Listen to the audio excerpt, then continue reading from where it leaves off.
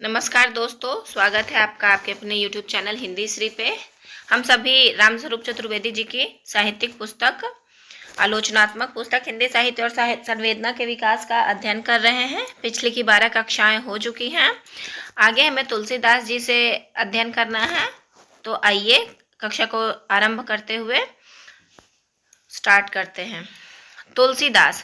तुलसीदास के परिदृश्य पर आने तक हिंदी कविता पूरी तरह संपन्न हो चुकी है। विधान और शैली, काव्य भाषा और संवेदना सभी दृष्टियों से, यानी कि ये कह रहे हैं कि जितने भी विधान, शैली, काव्य भाषा और संवेदना जिस दृष्टि से हम देखेंगे, तुलसीदास के तक के परिदृश्य मतलब जब हम तुलसीदास के परिदृश्य पर आते हैं तो हिंदी कविता संपन्न हो जाती है।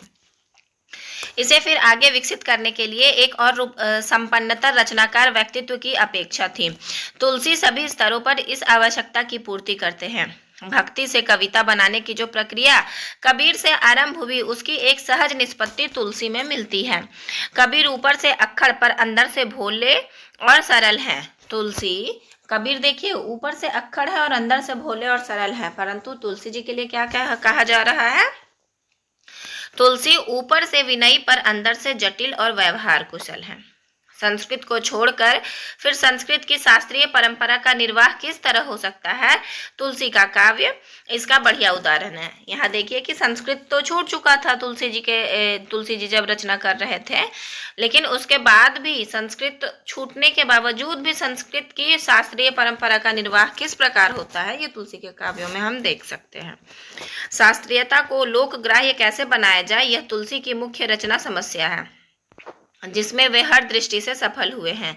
भाखा में काव्य रचना करके वे लोक में प्रिय होते हैं और शास्त्रीय मर्यादा का निर्वाह करके क्रमशः पंडितों में। प्रबंध और मुक्तक की विविध शैलियां काव्य भाषा के दोनों प्रमुख आधार अवधि और ब्रजभाषा संस्कृत के प्रति आरंभिक श्लोकों की रचना करके सम्मान प्रदर्शन, और फिर भाखा में रचना जिसमें संस्कृत की यथावश्यक मिलावट रहे। वर्णाश्रम व्यवस्था के प्रति पूरा सम्मान पर उसके लिए कट्टरता नहीं। सगुण में आस्था किंतु निर्गुण सगुण के अभेद पर बल। सांस्कृतिक संकट के ऐसे सघन समय भी तुलसी की जैसी भरपूर व्यवस्था अन्यत्र कहीं नहीं मिल सकती। पूरी रचना में कहीं कोई स्खलन है तो वह मानो उदाहरण के तौर पर आपके अपने चरित नायक के चरित्र की ही तरह, जिसके संबंध में चरित नायक और चरितकार के शीर्ष समीक्षक आचार्य शुक्ल जी ने लिखा है। यहाँ देखिए शुक्ल जी का मत उन्होंने क्या दिया है कि राम के चरित्र की इस उज्ज्वलता के बीच एक धब्बा भी दिखाई देता है।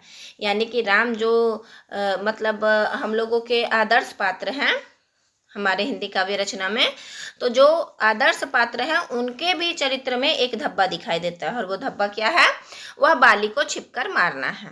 वाल्मीकि और तुलसीदास जी दोनों ने इस धब्बे पर कुछ सफेद रंग पोतने का प्रयत्न किया है, पर हमारे देखने में तो यह धब्बा ही संपूर्ण रामचरित के उच्च आदर्श के अनुरूप एक कल्पना मात्र समझे जाने से बचाता है। यदि एक यह धब्बा ना होता तो राम की कोई बात मनुष्य की सी ना लगती। शील निरूपण और चरित्र चित्रण, तुलसी के रचनात्मक चरित्र में यह निरंतरता उनके चरम आदर्शात्मक दृष्टिकोण के अनुरूप है। और ऊपर से कहना यह कि कवित विवेक एक नहीं मोरे। अब यह या तो प्रच्छन्न अहंकार है या फिर भक्ति के सघनतम रूप में विलीन अहंग भाव। वह भक्ति कैसी होगी जो इस कोटि के अहंग का विलीनीकरण कर सके। रचना और भक्ति दोनों की प्रक्रियाएं इस विलीनीकरण में लगती है। भक्त कवि बार बार अपने को सबसे बुरा, पंडितों को पछिलग्गा, पतितों को टीका और पापियों का सिरमौन मानते और कहते हैं वह केवल विनय के वशीभूत होकर नहीं, वरन वह उनका अत्यंत संवेदनशील और ईमानदार आत्मनिरीक्षण है।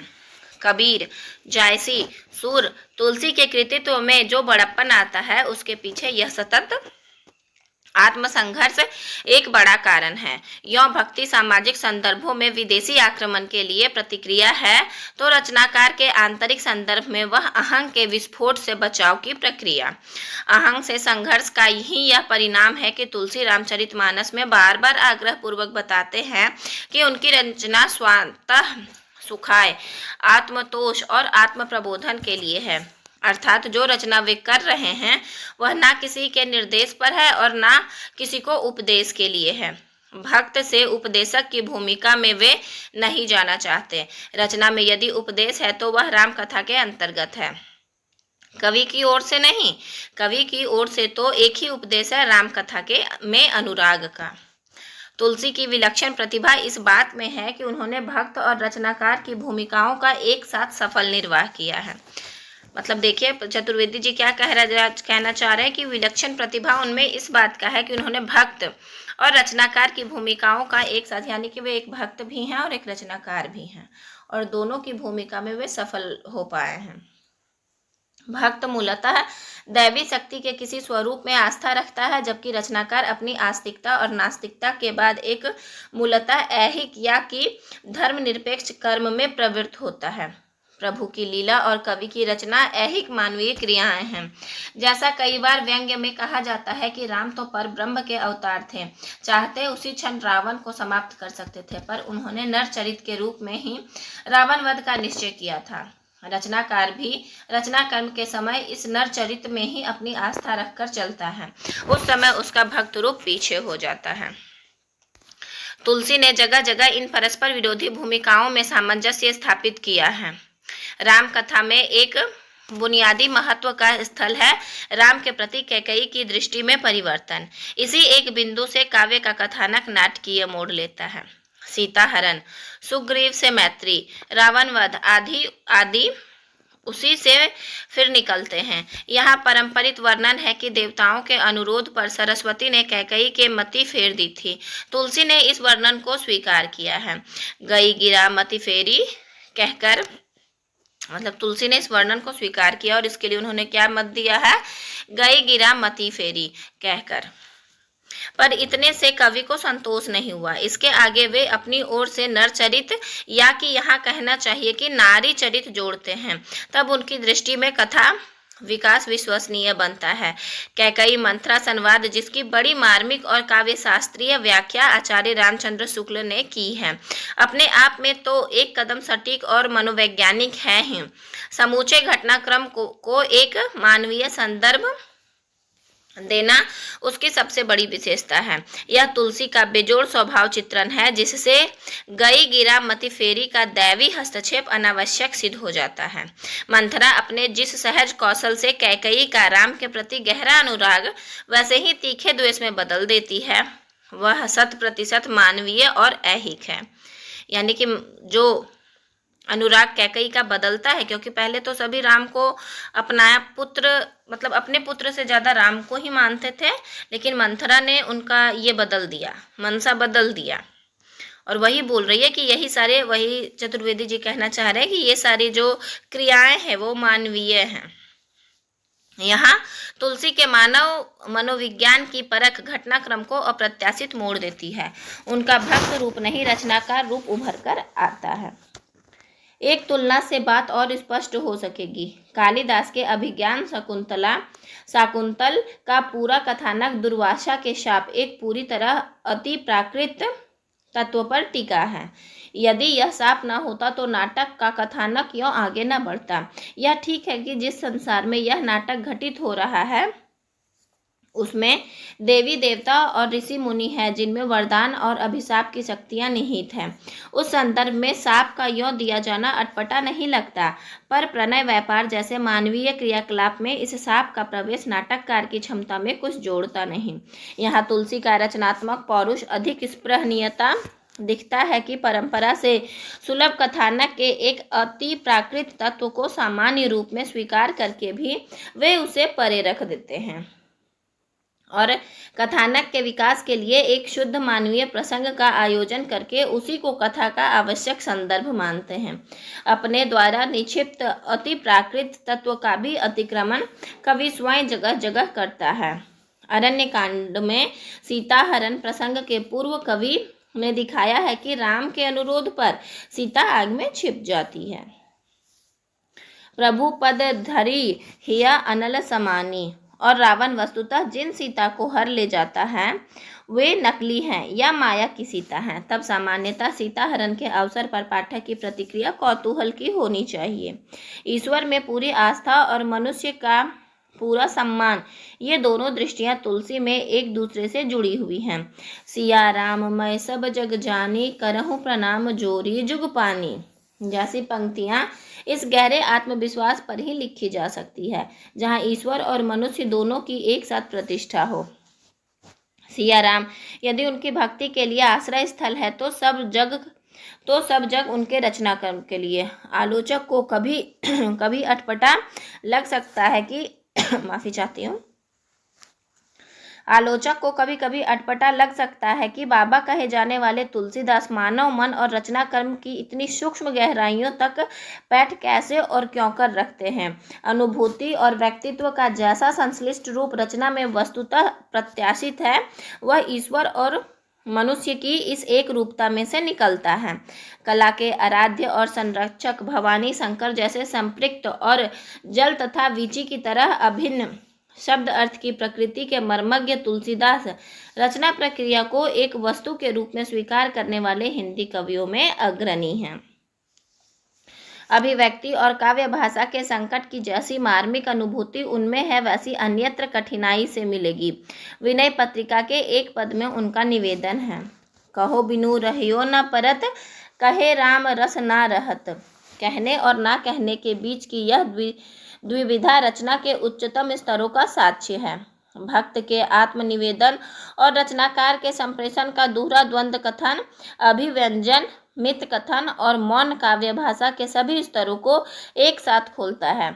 ऐसे में भाषिक तनाव स्वभावतः अपने चरम पर पहुंच जाता है, जिसे साधना किसी भी बड़े कवि के लिए स्पृहनीय है।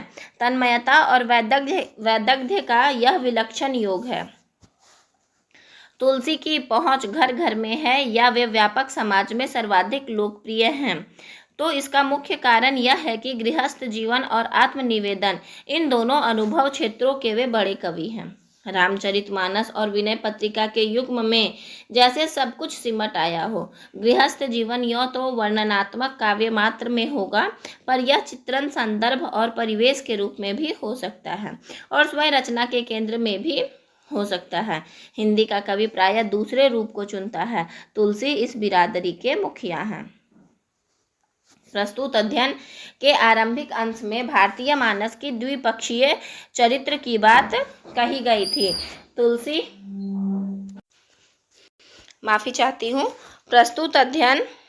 प्रस्तुत अध्ययन के आरंभिक अंश में भारतीय मानस के द्विपक्षीय चरित्र की बात कही गई थी। तुलसी और सूर के रूप में वह स्थिति मध्यकालीन हिंदी काव्य में देखी जा सकती है। तुलसी राम का चरित्र चुनते हैं अपने लिए जो मर्यादा पुरुषोत्तम हैं और हर तरह से आदर्श के प्रतिरूप हैं।